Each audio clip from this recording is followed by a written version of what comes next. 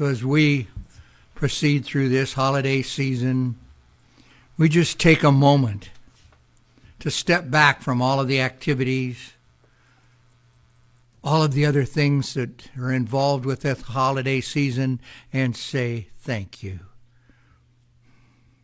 Recognizing that that infinite presence which is God is within each and every one of us.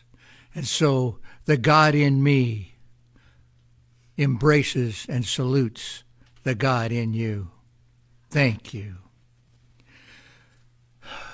And so we just give thanks for this day.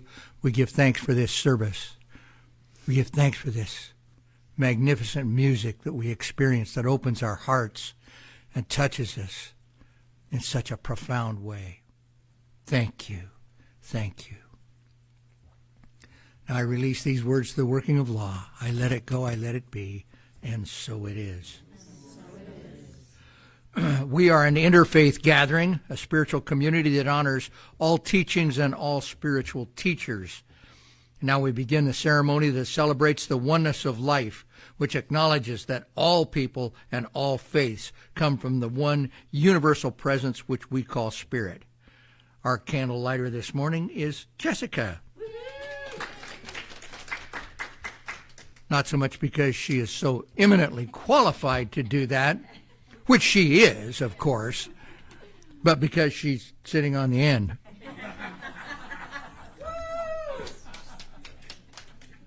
Let us begin. The Tao, honoring the universal path of harmony and equilibrium, the natural way. Shamanic traditions, honoring the beliefs and practices of all indigenous peoples, the way of pristine spirituality. Hinduism, honoring the path of knowledge, action, and devotion. Judaism, honoring the ethical path of living by sacred law. Buddhism, honoring the Four Noble Truths and the path of compassion. Christianity, honoring the Christ consciousness as the path of love. Islam, honoring the path of submission to the will of God as the highest calling. New Thought, honoring the metaphysical path of mental healing through the practice of universal spiritual principles. Our last candle is the healing candle of love, and we invite you in the stillness of your own mind to bring to awareness the names of anyone you wish to be included in this healing flame of love and light.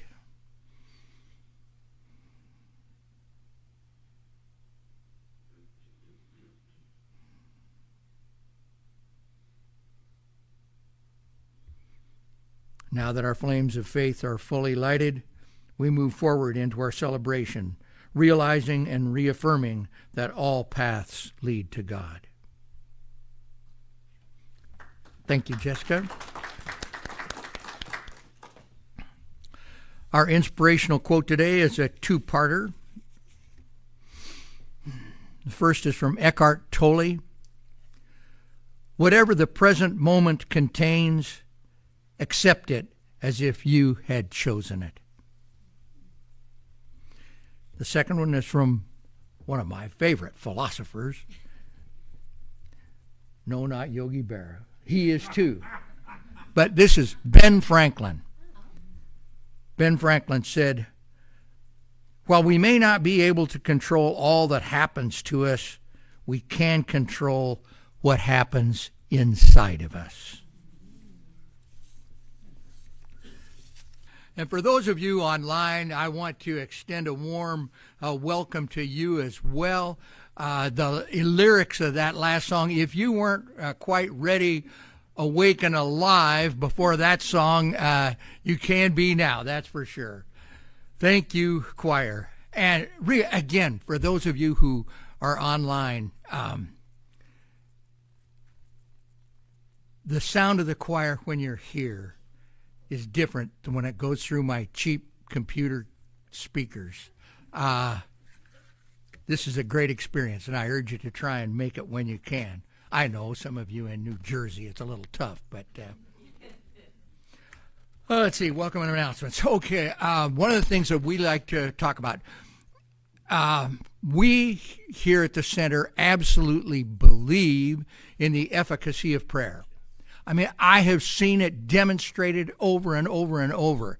So just from an anecdotal standpoint, yes. But there's good science behind it as well. Prayer works. And not to say that one prayer is good and another is bad, but we feel that our form of affirmative prayer is more effective than begging, beseeching. Nothing that's wrong with that. I do that sometimes myself. Oh, God, if you'll just do me that. So there are a number of ways to receive affirmative prayer here at our center. For those of you who are here, perhaps the easiest, quickest way is just to tap one of our practitioners on the shoulder and ask for an OM, a 1-minute miracle.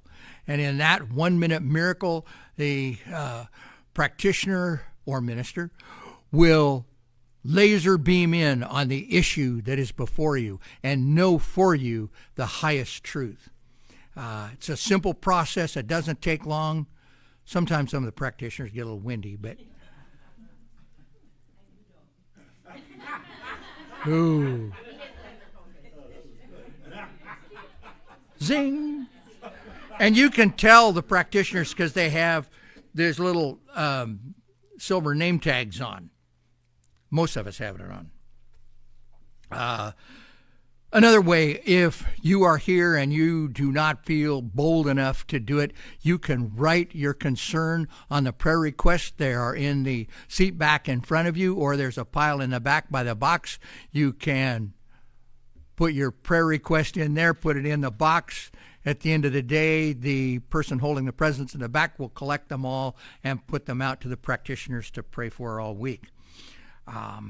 And lacking that, if you're online or if you don't even want to fill out a prayer request and put it in the box, you can go online and do it.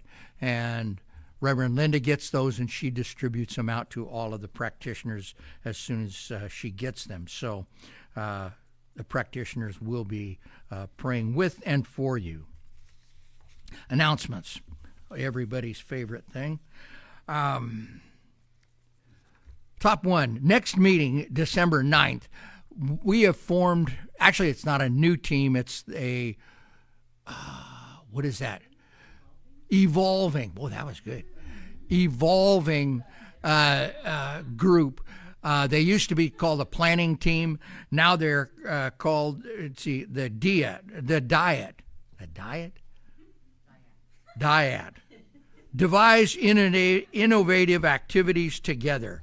And what this group does is they set out what we're going to be doing in the future. Like we'll be working on the spring classes here pretty quick, or the winter classes pretty quick.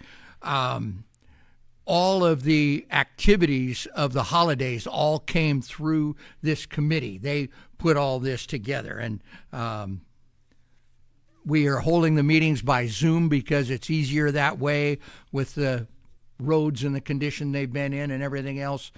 So we hold them on Zoom. If you would like to join us, give us your input, the things that you think about. That'd really be great. You can contact me right here at the center, and we'll be happy to get you the Zoom link. But we would love to have some additional input. Do we have a time? It is, I'm going to say, 6:30. Half of the things we do here are at 6:30. The other half are at 6, and I don't know which ones are which. I always. What's the next thing? Okay, coming up is December 21st, solstice. Since solstice falls on a Saturday this year, and solstice is usually one of our bigger events, what I've decided to do is our main effort for that weekend will be solstice. We've had a team, once again, started with visioning, working through the planning team to come up with an evening that is awesome. It has drumming, singing, meditation, the spoken word. We'll light candles, burn bushes. I don't know what all we're going to do, but we're going to do something.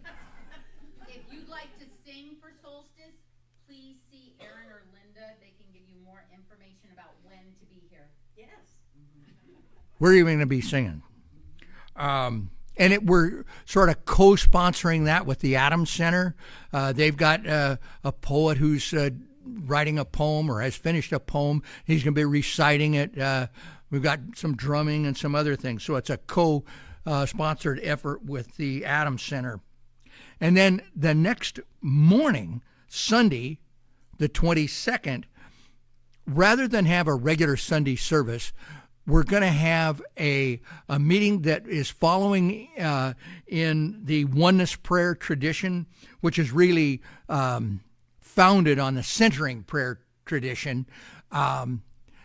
And it is a time of meditation, contemplation, and short discussion.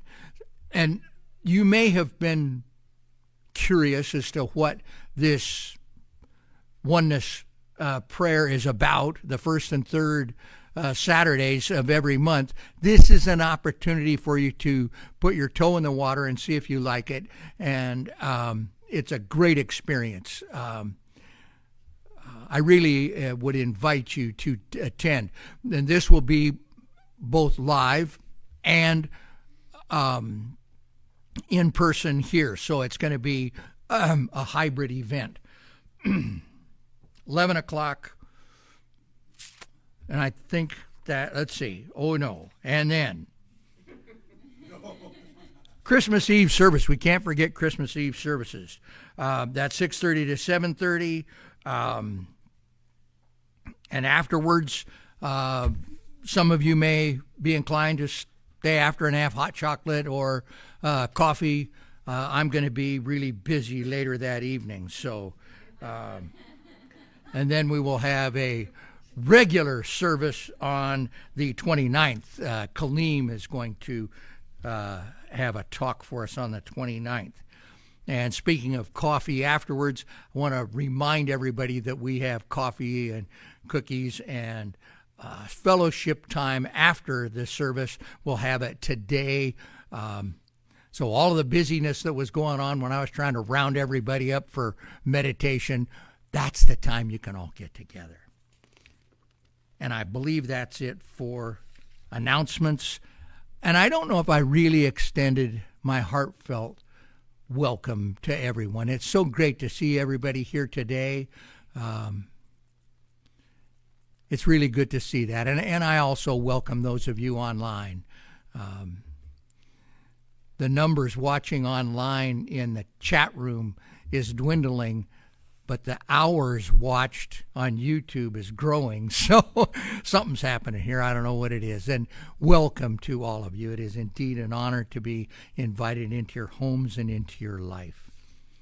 And with that, now we do get to move on to, I think we do. Oh, yes. Special music. Yes, this is going to be good.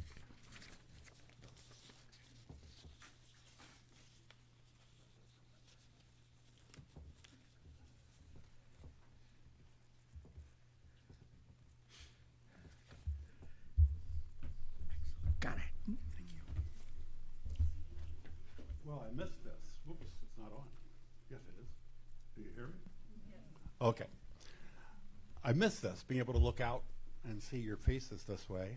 I don't miss the fact that now where I'm sitting, I get to look at the choir and see their lovely faces. Nor do I miss being helped up to the podium by a lovely assistant. Thank you, Jessica. When I was a kid, our household lost, we had 2 black and white TVs die on us. Now, some of you remember what that black and white TV was like.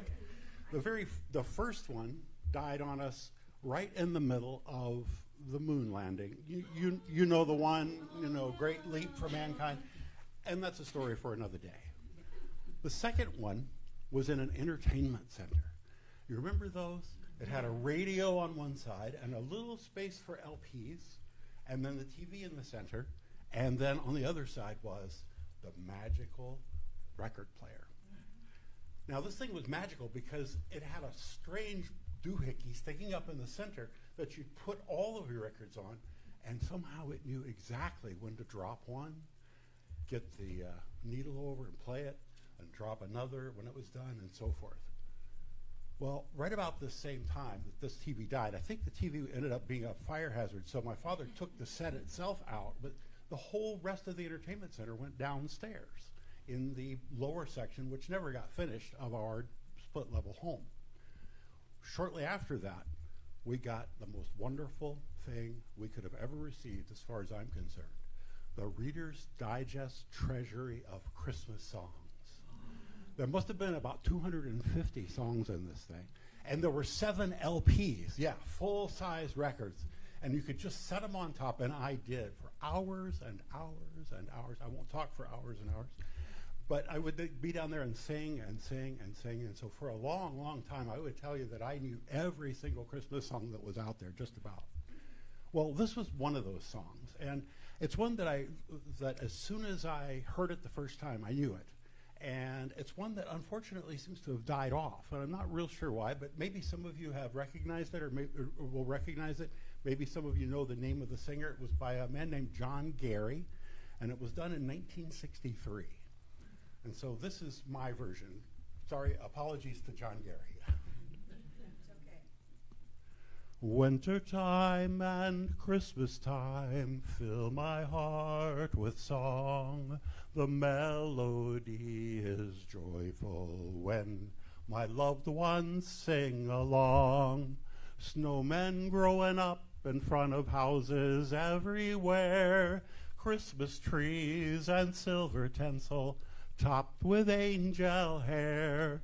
We're all like little snowflakes, no two of us the same. We come and go like winter time, and we're oh so glad we came. Winter time brings Christmas time, this we know is true. Wise ones see the light of God come brightly shining through. It's the time of year for singing of the love God gave to you. We're all like little snowflakes, no two of us the same. We come and go like winter time, and we're oh so glad we came. Winter time brings Christmas time, this we know is true.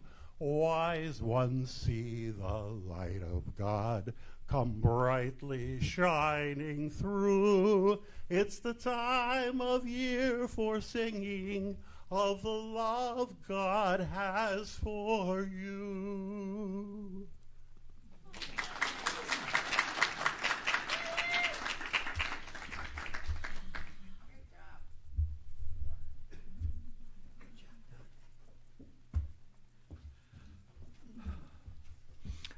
Our guest speaker today is Linda Steiner. And now Linda is a regular guest to this podium. She's been here a lot. But I was thinking about it, and so I looked up, and Linda has been a practitioner for 16 years.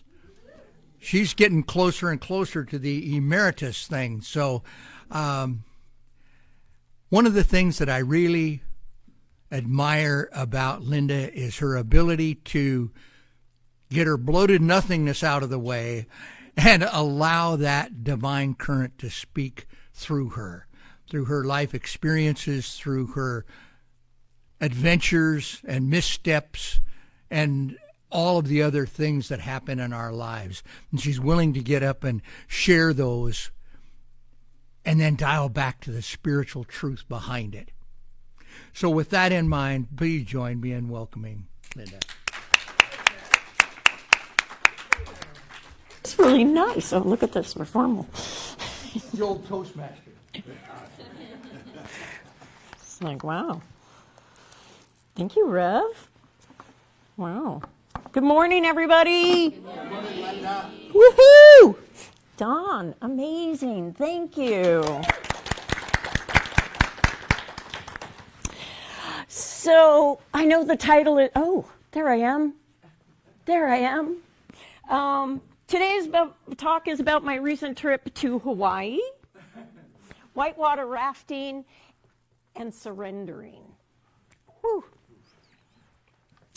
But I also bet that you guys are super excited to learn that today is audience participation day, and I know the choir left all of yours up here. You can't do the talk without these, so yeah. So everybody raise it up. Okay, so this is wee.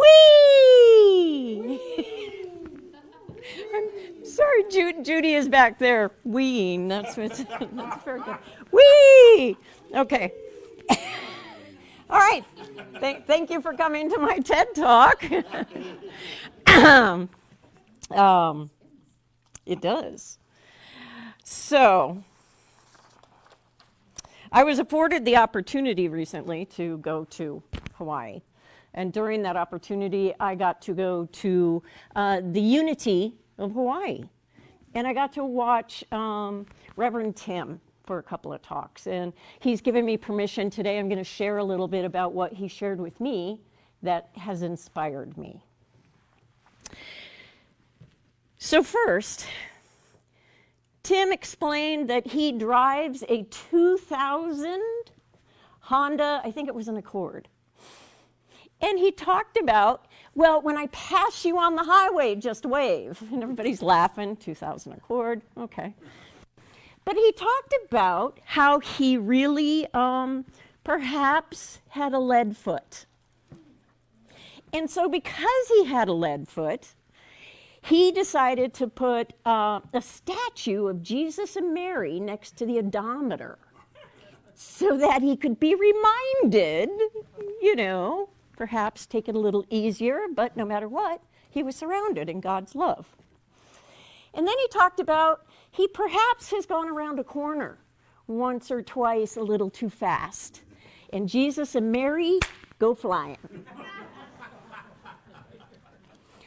And the way he likes to look at that is instead of Jesus going, oh, crap, not again, Jesus going, wee, wee,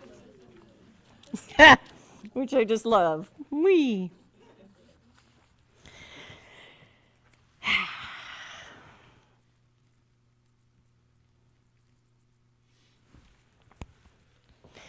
It is very dangerous to believe that once you get on a spiritual path, you will be able to see everything that everyone does in a spiritual light. It's foolish to believe that you will always be able to bless your enemy and think good thoughts about people regardless of what they do.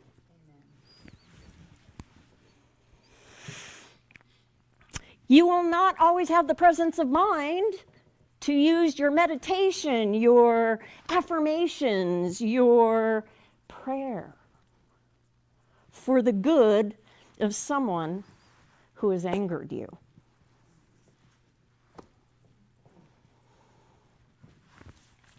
What you can do, however, when your rage or your fear or any other negative emotion engulfs your mind is surrender.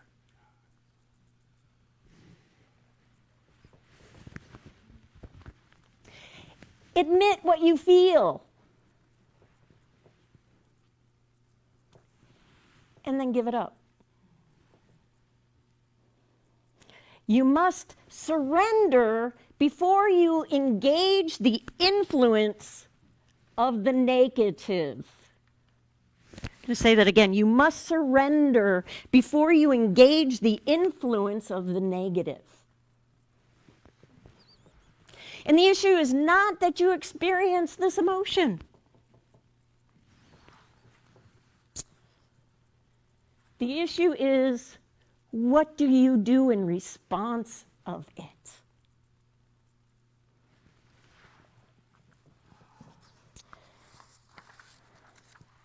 I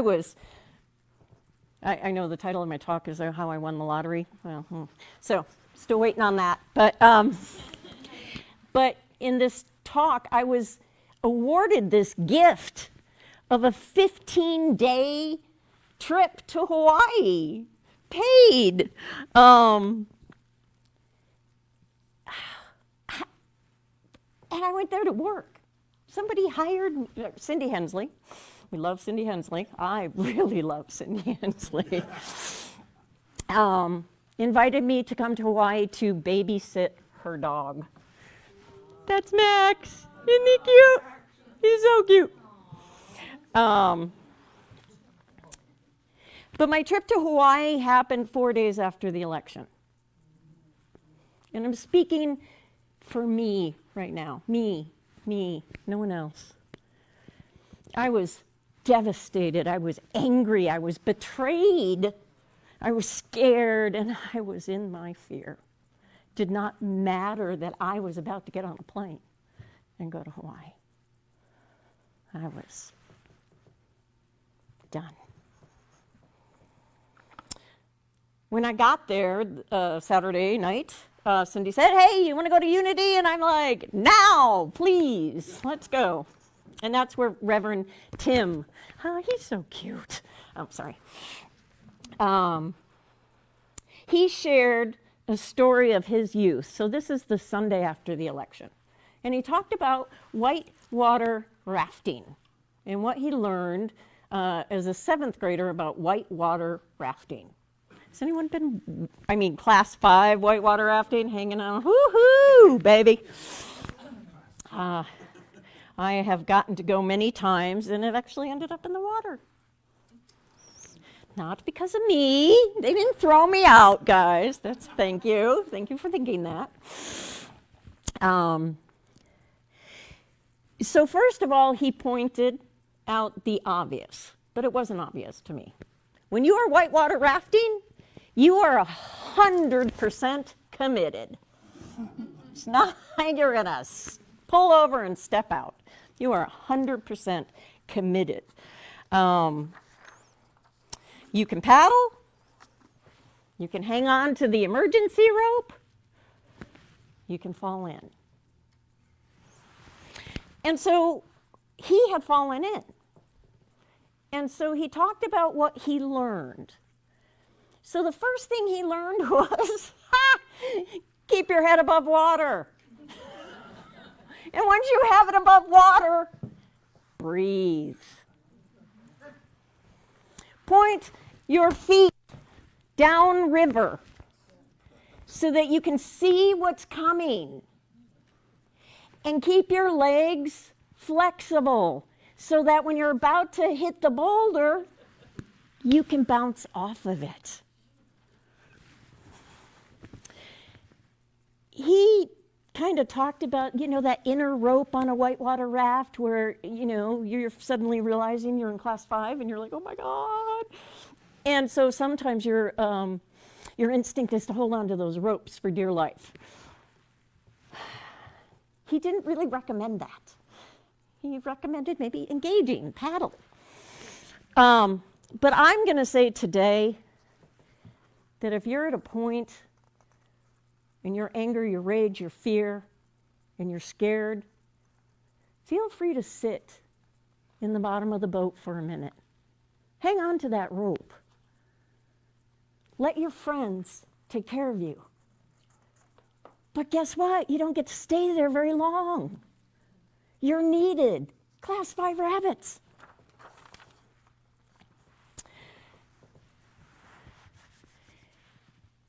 So here I am in the Unity of Hawaii. I have a 15-day paid trip. I've been given a townhouse with a pool, with a view of the beach and the bird sanctuary. They tossed me the keys to the Lexus. And I get a blonde following me around. And I took a picture to prove I was working. There you go. Whee! That's actually me working. Yeah, that's Max. Isn't he cute? But I'm sitting in this church and I'm devastated. I'm sad. I'm enraged, and I'm surrounded by people who are feeling some of those same emotions. But listening to Reverend Tim, I was like, oh my God, I have a 15-day trip to Hawaii. I have a townhouse, I have a pool, I have a beach, I have a bird sanctuary, I have a blonde.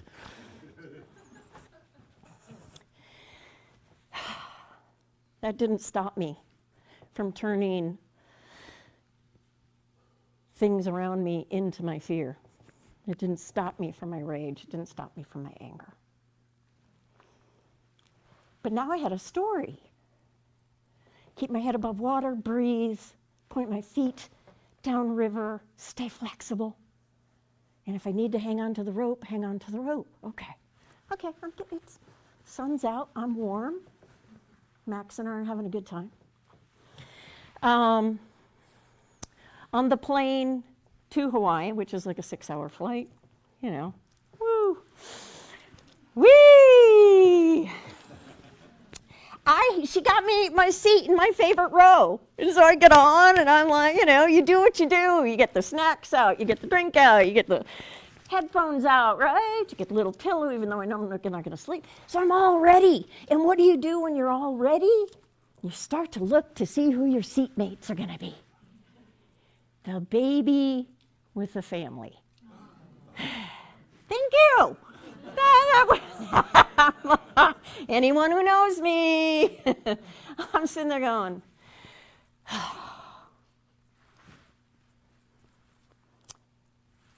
but I reset.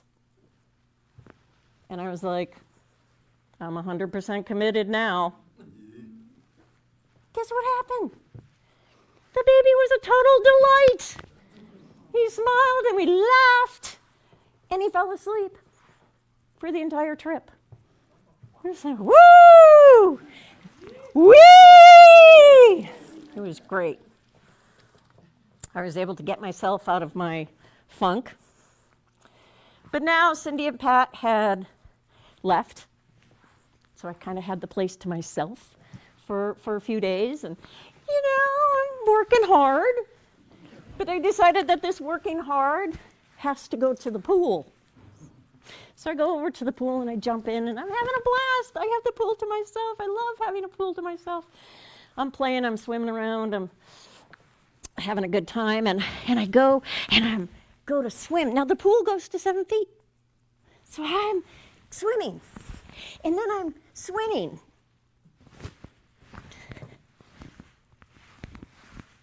Oh crap. My shoulder surgery. I can't swim. My arm's not working. It's, you know. And if anyone wants to know, yes, I got myself out of the 7 feet of water, just in case that wasn't evidence. So what did that do? That just sent me into my rage and my anger and my sadness. My fear. I couldn't swim. So I got angry. And the world was against me. And I was betrayed.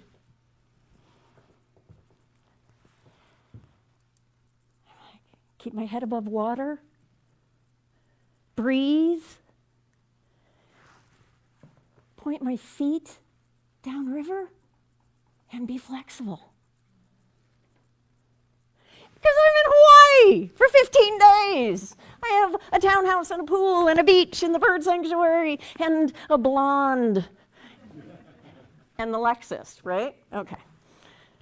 I had to continue, woo! I had to continually reset. Now, I also had the extraordinary adventure of getting my friends Mark and Susan to join me for 5 or 6 days. Yeah! They send their love. And of course, you see where Max is, right? So I go to the airport to pick up Susan and Mark. And they come around the corner, and Mark and I have this really bizarre hugging ritual that really kind of either sends people to get the police or wondering whether they're really disturbing.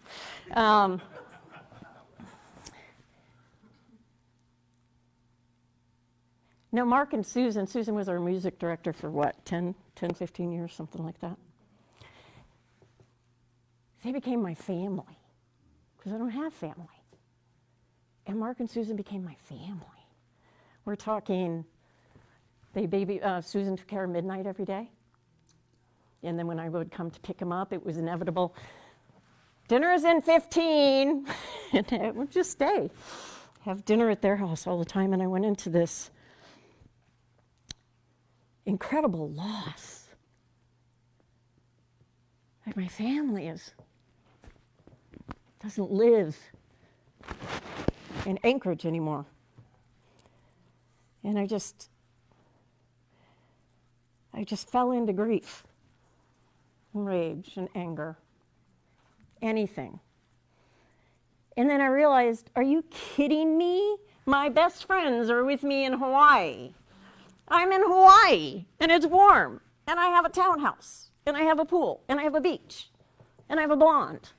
That all goes together, doesn't it? Okay. I had to continually reset. Continually. I had to be aware. How about you guys? Is anyone else swinging? Are you going back and forth with your emotions? Maybe it's an upcoming surgery. Dana? I have permission. Yeah. Yes. Whee! For Dana's surgery. Maybe this is the first Christmas where you've lost someone significant. Maybe you're contemplating a job change.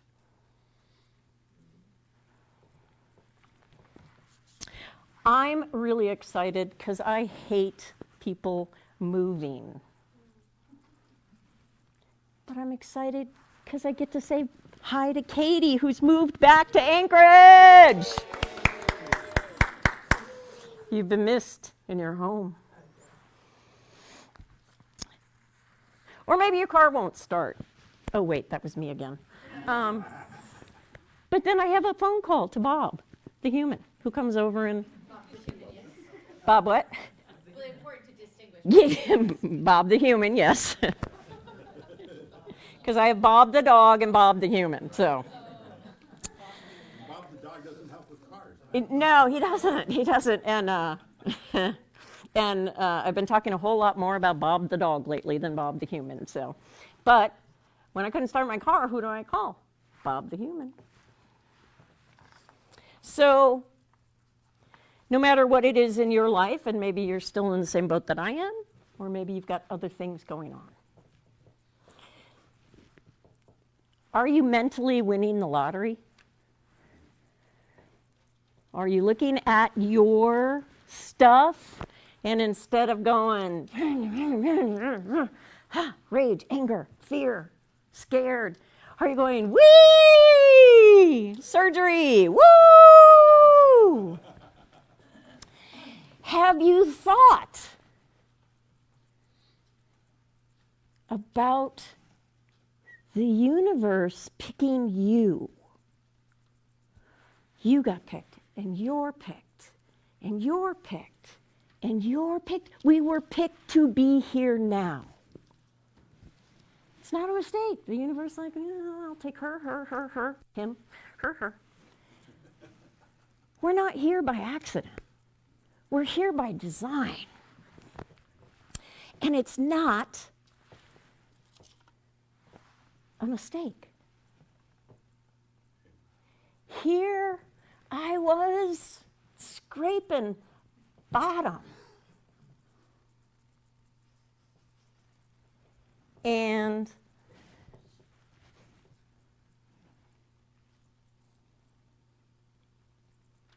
I looked up and I realized that the universe took me to Hawaii. Not for 5 days, not for 7 days, but for 15 days. That there was a pool. There was 21 steps. And I'm saying 21 steps, not gate to gate, but 21 steps from Cindy's gate to my chair next to the pool. I had the job of walking Max to the beach every morning. And he's a big guy, you gotta go early, so I saw something like 13 sunrises. Yeah. It's, yeah. And Max and I get along really, really well. He thinks I walk on water. Well, no, wait. He knows I'll let him in the water. So he loves this. Yeah.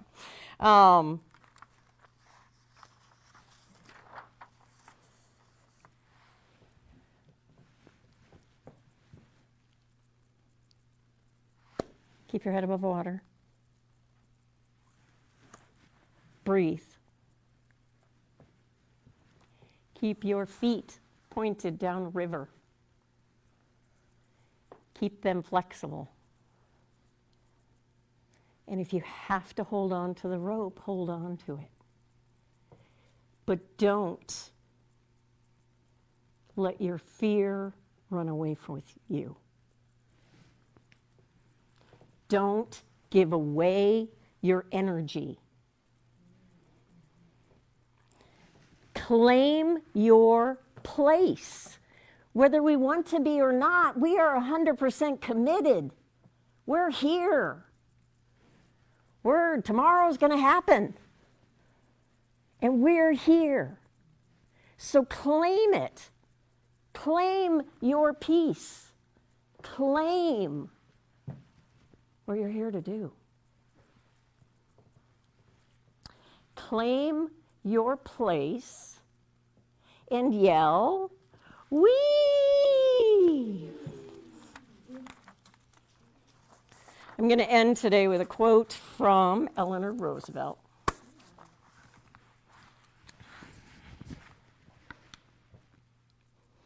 You gain strength, courage, and confidence by every experience in which you really stop to look fear in the face. You must do the thing you think you cannot do. Thank you. Namaste.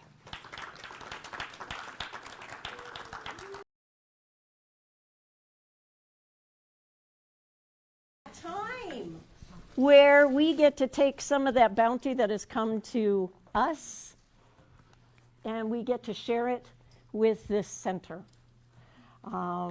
We are having a blast. Are we not having a blast with the Christmas choir? Yes. Please make sure to be here Christmas Eve. This is going to be an amazing evening. And we're all excited about it. Like, woo! Yeah. Okay. Yeah, wee! But please, I was just given, in case you didn't hear, a trip for 15 days to Hawaii with the town, for work. I was working with the townhouse, Alexis, a blonde. So I threw in a little extra today just to appreciate that. Please put your offering on your heart, and with love, let's do our blessing together. Divine love, through me, blesses and multiplies all that I have, all that I give, and all that I receive. Thank you, God, and so it is. Woo.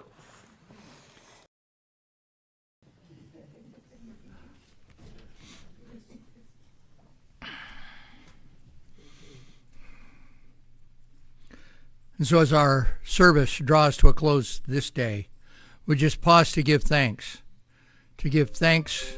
for the love, the peace, the joy, the laughter and song that we've experienced. And we carry that with us forward. We're just so grateful for this day. We're grateful for this philosophy and our awareness of the power and presence of God. So we just give thanks, we let it go, we let it be, and so it is. Our affirmation, there is a power in the universe. And I can use it. I use it for health. I use it for wealth. I use it for wisdom. And so it is.